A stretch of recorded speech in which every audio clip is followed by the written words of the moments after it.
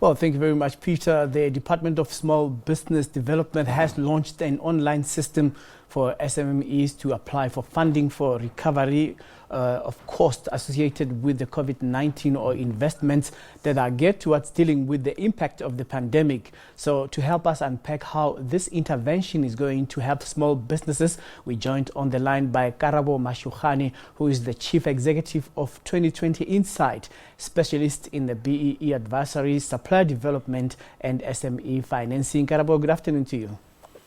Good afternoon. Thanks for having me on. All right. So briefly, how will the system work?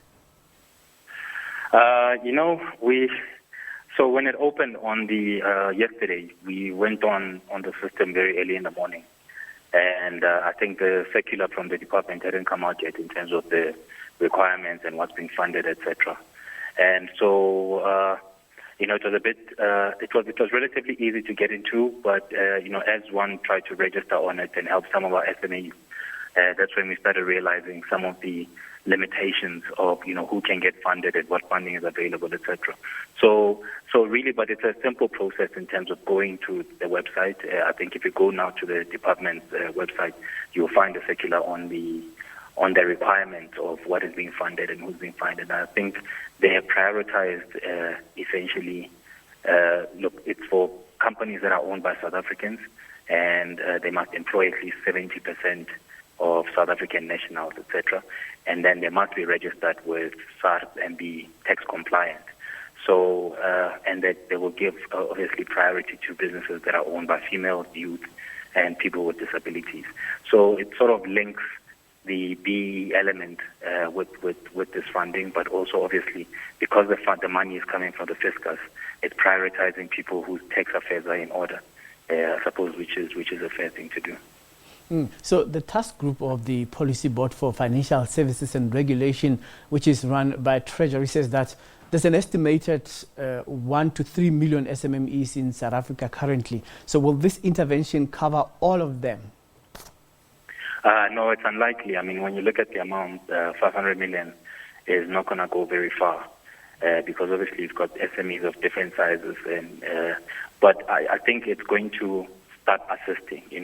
What we have suggested is that corporate companies spend 3% of their net profit after tax on SME development to comply with BEE every year.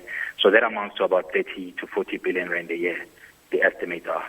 And what we're suggesting is that if the DTI could make amendment to the code so that these corporate companies can get their BEE points for putting money into this fund, I think that will go a long way. I think we need this fund to be at least around 4, 5 to 10 billion rand or so.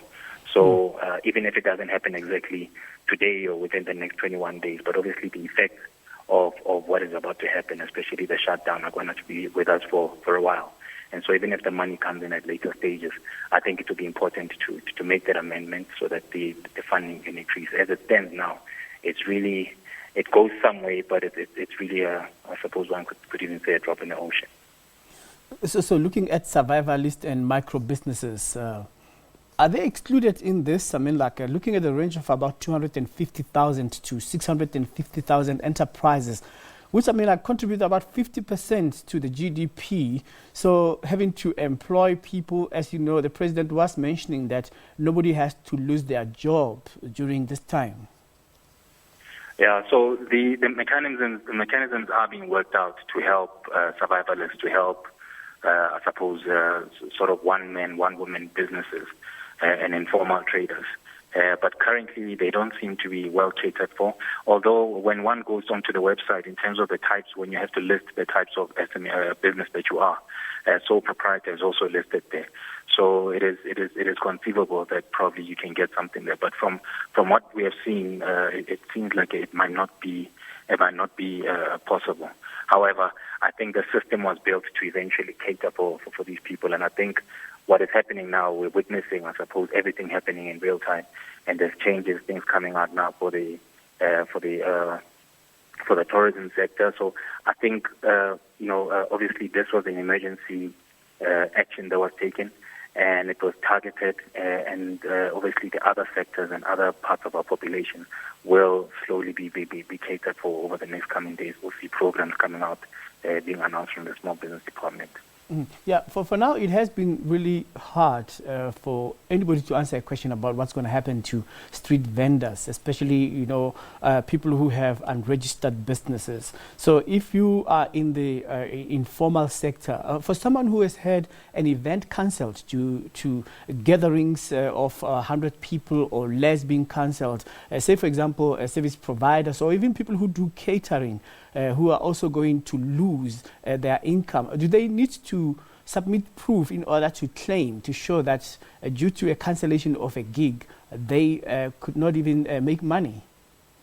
Yeah, so that's going to be very difficult, especially for your more very informal people, and especially for businesses that don't do formal banking, that don't have proper records, because you find that a lot of formal businesses don't always take their takings to the bank.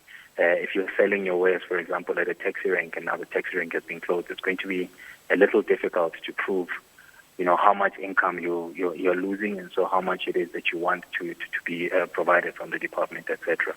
And I think those are some of the things that, as the situations come, and I think the department starts to see that there's bottlenecks in certain areas in terms of the way the assistance has been provisioned, we'll probably see some amendments. And I think their attitude, and I think it's the right thing, is that this is a living thing. You don't set the rules and then stick to them irrespective of the outcome. I think you come up with an initial solution, and then as you get feedback from the market, then you will make some amendments and things to make it more viable.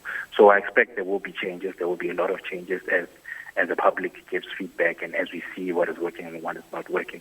I think the key thing is for everybody to understand that I think we're all in the same boat, and to try and engage and provide positive feedback and suggestions to the department and to the authorities in general, so that we can improve on the solutions.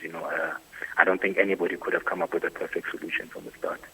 Right. We'll keep our tabs on this story and how it develops and seek clarity where it's needed. Thank you very much for making time to speak to us. It's Karabo Mashugane, CEO of 2020 Insight, who specializes in B-BBEE advisory, supplier development, as well as SME financing.